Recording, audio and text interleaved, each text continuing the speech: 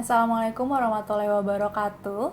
Halo semuanya, selamat berjumpa kembali dengan saya Sofia Primalisanti Devi. Bila pada kesempatan sebelumnya kita telah mempelajari mengenai fungsi dasar dari komunikasi visual, maka pada kesempatan kali ini kita akan belajar mengenai elemen dari komunikasi visual. Atau bila kalian membaca buku Lianggra ini, Anda akan melihat pada bagian elemen-elemen desain komunikasi visual. Sebetulnya apa sih capaian yang diharapkan dari materi ini? Diharapkan mahasiswa mampu mengenali elemen-elemen yang ada pada desain komunikasi visual.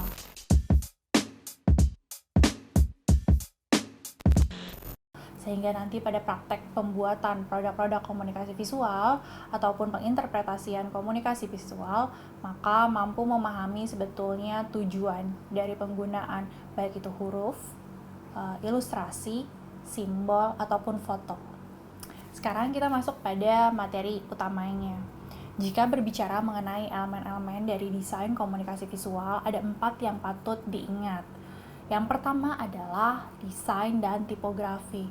Kita sering mendengar penggunaan kata tipografi, tipe-tipe gitu ya. Anda kalau sedang berbicara dengan teman-teman gitu, sering menggunakan kata tipe-tipe, typo, apa sih? Nah, tipografi itu berkaitan dengan huruf. Christine Soeharto Cenady dalam tulisannya menjelaskan bahwa tipografi sendiri adalah seni ketika menyusun huruf-huruf sehingga dapat dibaca, namun ketika kita berbicara mengenai komunikasi visual, maka punya nilai desain. Tipografi sendiri digunakan untuk menerjemahkan, baik itu kata lisan ke dalam tulisan. Kata lisan ke dalam tulisan. Apa sih tujuannya?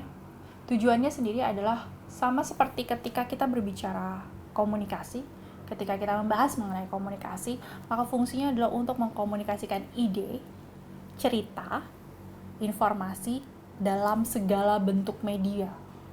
Mulai dari contohnya makanan yang biasa kita konsumsi, ada kemasannya ya, ada fontnya, ada huruf-huruf tercetak di kemasan tersebut, atau pada poster, atau pada sampul buku, pada majalah, pada surat kabar, juga pada contohnya pakaian Anda. Di label belakang keterangan mengenai pakaian. Itu ada kan ya?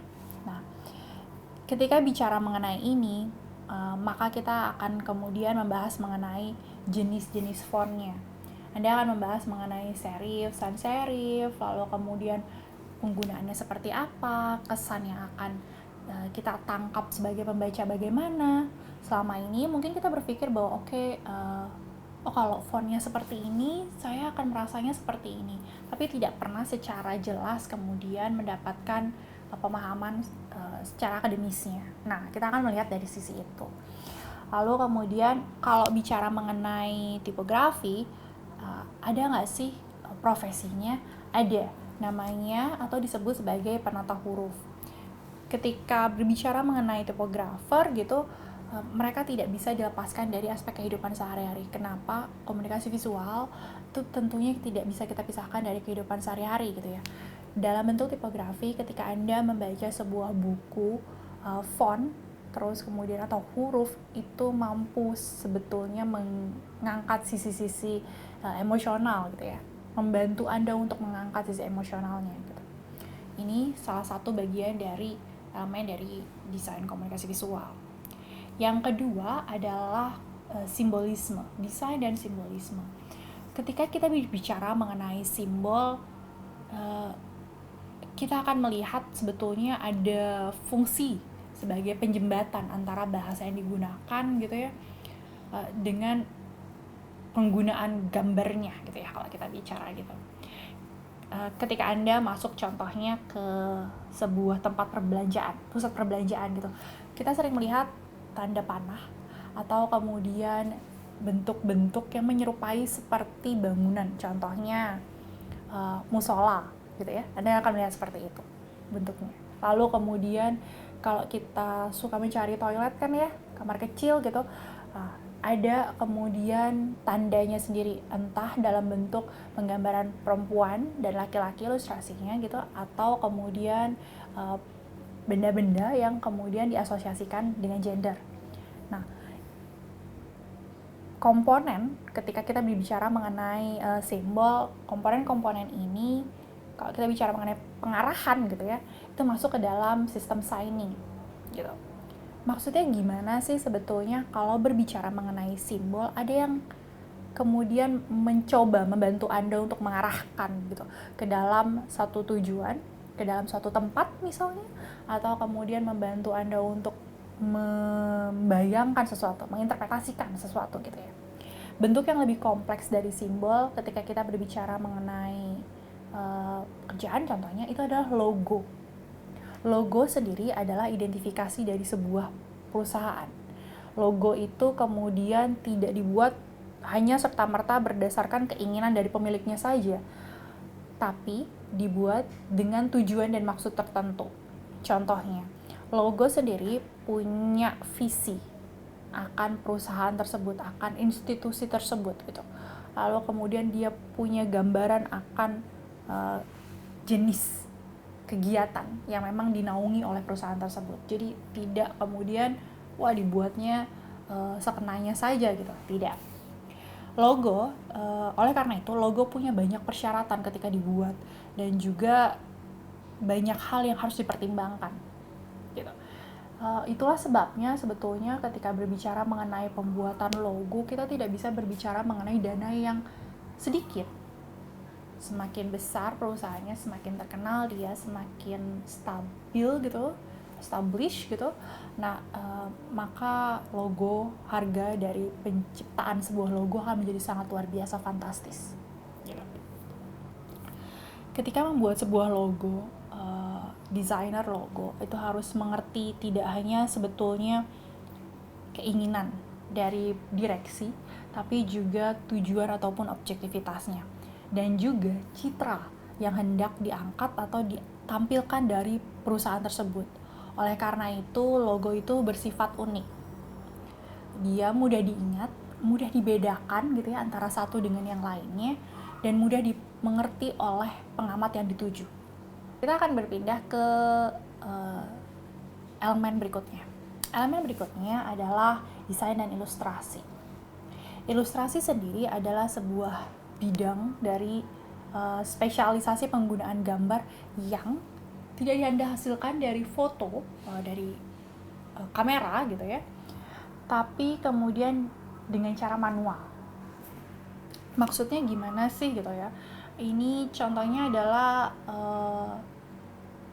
ilustrasi pada buku cerita. Sekarang ini buku cerita anak sudah semakin maju gitu ya. Saya sering lihat sekali buku anak-anak menjadi semakin menarik. Kenapa? Karena itu menjadi daya tarik untuk anak gitu ya. Anak yang kemudian masih masa pertumbuhan gitu, mereka akan jika dikenalkan dengan buku yang hanya tulisan saja, kita rasa dia akan kemudian kehilangan minat gitu ya. Sedangkan kita ingin membangkitkan minatnya, maka ilustrasi menjadi salah satu kunci untuk kemudian buku cerita yang baik, buku cerita yang bagus gitu untuk anak-anak. Nah, ilustrasi pada buku cerita anak itu biasanya bersifat imajinatif. Contohnya adalah ketika kita harus menggambarkan bagaimana hewan gitu ya duduk, lalu bagaimana anak burung contohnya digambarkan menangis seperti itu. Lalu bagaimana anjing digambarkan berbicara dengan bebek contohnya gitu ya. Kedua hewan yang kemudian kita tahu sendiri mereka punya bahasa yang berbeda gitu ya. Nah, ini yang kemudian ditampilkan dan berfungsi atau bertujuan untuk merangsang imajinasi anak-anak yang melihat buku tersebut. Karena umumnya mereka belum dapat membaca. Fotografi adalah elemen yang terakhir ketika kita membaca elemen dari komunikasi visual. Fotografi merupakan produk dari yang kita gambarkan atau yang kita dapatkan dari kamera. Fotografi sendiri mengesankan mengenai tempat, orang, ataupun produk. Foto menggambarkan realita atau malah juga membangun keadaan. Contoh-contoh dari fotografi ataupun hasilnya adalah foto katalog misalnya, foto brosur, ataupun foto yang tercetak pada company profile. Kalau sekarang ini saya yakin teman-teman sudah sering melihat mengenai food photography ya, dimana sejak kemunculan Instagram, food photography kemudian menjadi satu tren yang banyak diminati, baik oleh semua kalangan. Ketika kita kemudian menangkap keadaan atau makanan-makanan kita, gitu ya, sebelum dimakan difoto dulu, gitu kan. Lalu kemudian kalau bicara mengenai Instagram juga ataupun sosial media yang lainnya, yang kemudian sekarang sedang berkembang adalah mengenai reviewer. Reviewer apa sih? Biasanya tidak hanya baik dari makanan tapi juga produk. Nah, mereka memanfaatkan fotografi untuk membantu menjelaskan ataupun menarik perhatian pembaca atau audiensnya terhadap review-review yang mereka berikan. Contohnya yang sekarang sering sekali saya lihat adalah review skincare, contohnya produk perawatan kulit. Nah, itu yang kemudian banyak sekali kita lihat di bertebaran gitu ya di sosial media. Ketika sang viewer kemudian menangkap foto gitu ya, menangkap keadaan produk, teksturnya, warnanya, lalu kemudian situasi yang mendukung mengenai penggunaan produk tersebut. Disinilah yang kemudian menjadi satu bahasan dari komunikasi visual gitu. Dari 4 elemen yang kemudian sudah kita bahas atau saya sebutkan tadi, tujuan kita mempelajari ini adalah untuk nantinya kita akan bahas satu persatu gitu ya, bagaimana sih ini kemudian berpengaruh ataupun aplikasinya terhadap visual communication gitu. Semoga yang disampaikan pada materi kali ini dapat diterima oleh teman-teman. Kami tunggu feedbacknya. Sampai berjumpa di materi yang berikutnya. Terima kasih banyak. Assalamualaikum warahmatullahi wabarakatuh. Selamat siang teman-teman.